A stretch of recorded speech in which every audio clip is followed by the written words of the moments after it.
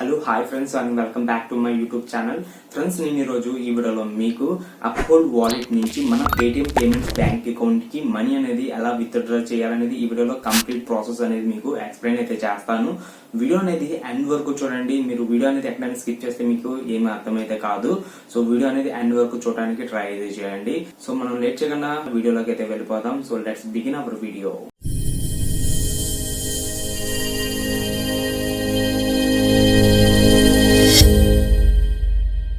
Uphold wallet అంటే ఏంటి?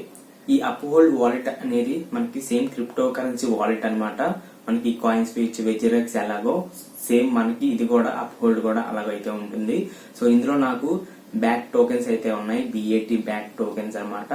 ఈ టోకెన్స్ అనేవి మన పేటిఎం పేమెంట్స్ బ్యాంక్ అకౌంట్ లోకి ఎలా ట్రాన్స్ఫర్ చేయాలి లేదా వేరే బ్యాంక్ అకౌంట్స్ కి ఎలా ట్రాన్స్ఫర్ చేయాలనేది చూపిస్తాను. సో ఫస్ట్ మీరు మీ అప్హోల్డ్ వాలెట్ అయితే ఓపెన్ అయితే చేయండి.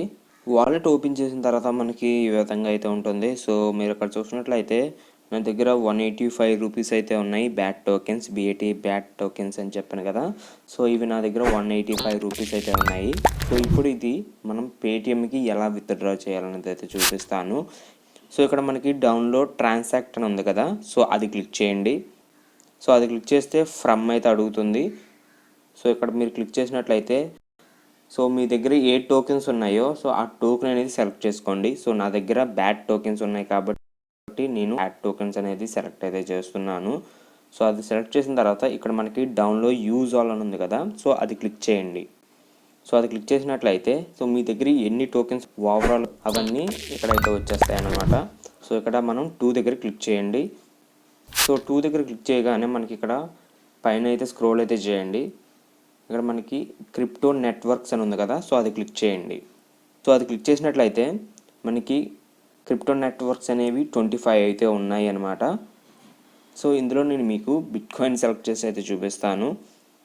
బిట్కాయిన్ నుంచి విత్డ్రా చేయాలి అంటే మాత్రం మనకి ఫీజు అయితే ఎక్కువైతే ఉంటుంది. 1299 రూపీస్ అయితే ఫీ అయితే వీళ్ళైతే తీసుకుంటారు. మీరు బిట్కాయిన్ నుంచి విత్డ్రా చేయాలి అంటే వెళ్ళండి, ఇందులోకి వెళ్ళినట్లయితే సో ఇందులో మీరు XRP అయితే సెలెక్ట్ అయితే చేసుకోవాలి.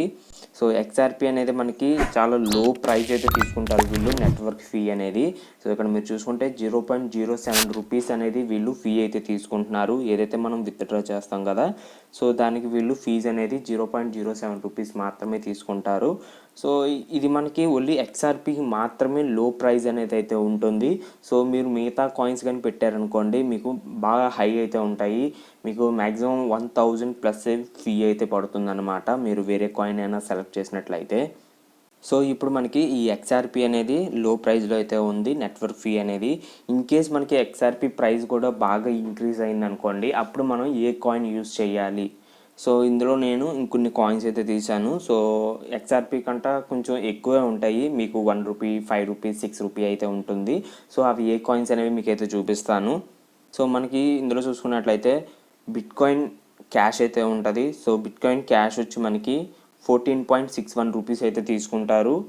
అండ్ ఇంకోటి బిట్కాయిన్ జోన్ ఇది, అండ్ ఇదైతే 2.34 రూపీస్ అయితే ఫీజు అయితే పడుతుంది. అండ్ డాష్ కాయిన్, సో ఇది మనకి 6.22 రూపీస్ అయితే తీసుకుంటారు. అండ్ ఇది లైట్ కాయిన్, ఇది 51 రూపీస్. సో అన్నిటికంటే మనకు బాగా తక్కువ ఏదంటే ఈ XRP అనమాట.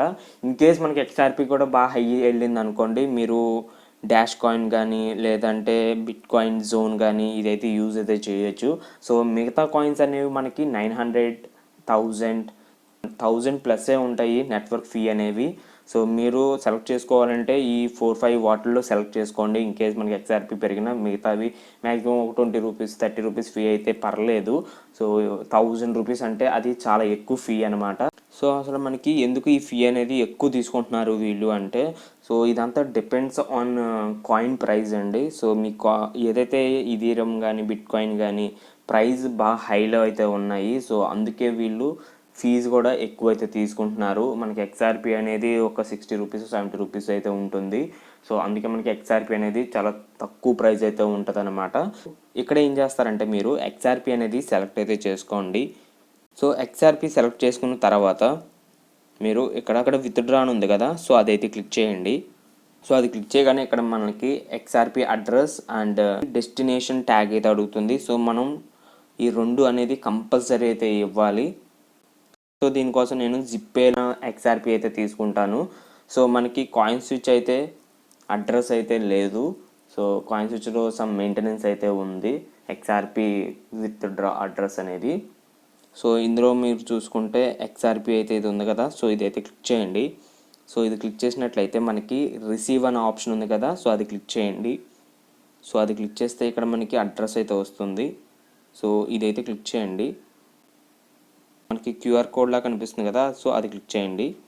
సో అది క్లిక్ చేసినట్లయితే ఇది మనకి టాప్దేమో అడ్రస్ అనమాట. సో ఇది కాపీ చేసుకోండి. సో ఇది కాపీ చేసి ఇక్కడ పేస్ట్ అయితే చేయండి. And destination tag, so destination tag కూడా మనం కాపీ చేసి ఇక్కడ పేస్ట్ అయితే చేయండి. ఓకే, సో ఈ రెండు అనేది మీరు కంపల్సరీ అయితే ఇవ్వాలి. సో అదైతే గుర్తుపెట్టుకోండి. సో నెక్స్ట్ దగ్గర క్లిక్ చేయండి.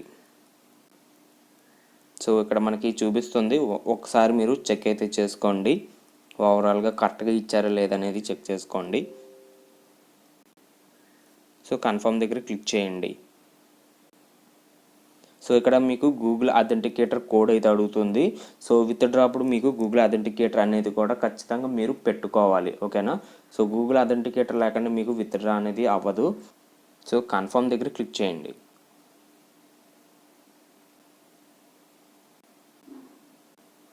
సో క్లిక్ చేయగానే నాకు అమౌంట్ అనేది ట్రాన్స్ఫర్ అయితే అయ్యింది. సో మీకు జిప్పేలో అయితే చూపిస్తాను. సో నాకు అమౌంట్ అయితే క్రెడిట్ అయితే అయినాయి. సో 186 రూపీస్ అయితే నాకైతే వచ్చినాయి.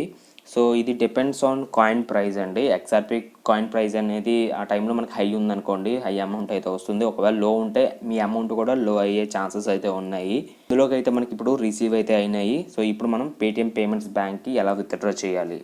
సో ఏం లేదండి, సింపుల్గా మీరు ఇక్కడ సేల్ అని ఉంది కదా, సో సేల్ దగ్గర క్లిక్ చేయండి. సేల్ మ్యాక్సిమం దగ్గర క్లిక్ చేయండి ఇక్కడ. సో సేల్ దగ్గర క్లిక్ చేయండి. కన్ఫర్మ్ సేల్ సక్సెస్ అని వచ్చింది కదా, సో ఓకే దగ్గర క్లిక్ చేయండి. సో ఇక్కడ మీరు చూసుకున్నట్లయితే నేను విత్డ్రా చేసిన అమౌంట్ అనేది INRలోకి అయితే కన్వర్ట్ అయితే అయినాయి. సో ఇక్కడ మీరు బ్యాలెన్స్ చూసారు కదా, సో బ్యాలెన్స్ అనేది 193 రూపీస్ అయితే ఉన్నాయి. సో ఇక్కడ మీరు విత్డ్రా ఉంది కదా, సో ఇది క్లిక్ చేయండి. విత్డ్రా దగ్గర క్లిక్ చేసినట్లయితే మీకు 193 రూపీస్ అయితే చూపిస్తుంది కదా. సో ఇక్కడ మీకు వీళ్ళు ఫీజు అనేది 10 రూపీస్ అయితే తీసుకుంటారు. అండ్ మీకు 2 డేస్ అయితే టైం అయితే పడుతుంది మీ బ్యాంక్ అకౌంట్కి రీచ్ అవ్వడానికి. సో ఇదైతే క్లిక్ చేయండి. సో క్లిక్ చేసిన తర్వాత టోటల్ అమౌంట్ అయితే ఎంటర్ అయితే చేస్తున్నాను. సో ప్రొసీడ్ దగ్గర క్లిక్ చేయండి. సో మీ బ్యాంక్ డీటెయిల్స్ అయితే అడుగుతుంది. వన్స్ ఒకసారి వెరిఫై అయితే చేసుకోండి కరెక్ట్గా ఉన్నాయో లేదా అనేది. సో ఓకే దగ్గర క్లిక్ చేయండి. సో క్లిక్ చేసిన తర్వాత పిన్ అయితే అడుగుతుంది. సో మీరు జిప్పేలో రిజిస్ట్రేషన్ ఏదైతే KYC చేశారు కదా, అప్పుడు మీరు ఒక పిన్ అయితే పెట్టుంటారు. సో ఆ పిన్ అనేది కన్ఫర్మ్ అయితే చేసుకోండి. సో విత్డ్రా అనేది సక్సెస్ఫుల్ అయితే అయ్యింది. సో ఈ విత్డ్రా అనేది మనకి సమ్ టైం అయితే పడుతుందండి. ఇక్కడ హిస్టరీ అని ఉంది కదా, సో అదైతే క్లిక్ చేయండి. సో అది క్లిక్ చేసినట్లయితే ఇక్కడ మనకి టాప్లో పెండింగ్ అని చూపిస్తుంది కదా, సో అదైతే క్లిక్ చేయండి. సో ఈ పేమెంట్ అనేది మనకి ఒక 2-3 డేస్లో మన బ్యాంక్ అకౌంట్స్కి అయితే రిసీవ్ అయితే అవుతుంది. సో చూసారు కదా, ఈ విధంగా మీరు మీ అప్హోల్డ్ వాలెట్ నుంచి మీ పేటిఎం పేమెంట్స్ బ్యాంక్ అకౌంట్ కి విత్డ్రా అయితే చేసుకోవచ్చు. సో మీరు నెట్వర్క్ ఫీజు అయితే ఉన్నాయి కదా, సో అది మీరు కొంచెం చూసుకుని విత్డ్రా అయితే చేయండి. సో ఇది కంప్లీట్ గా వీడియోలో అయితే. వీడియో నచ్చినట్టయితే లైక్ చేయండి, కమెంట్ చేయండి. ఏదైనా డౌట్ ఉంటే ఈ వీడియోని మీ ఫ్రెండ్స్ అండ్ ఫ్యామిలీస్ కూడా షేర్ అయితే చేయండి. And this is Sameer Bhargav. See in the next video. Bye now.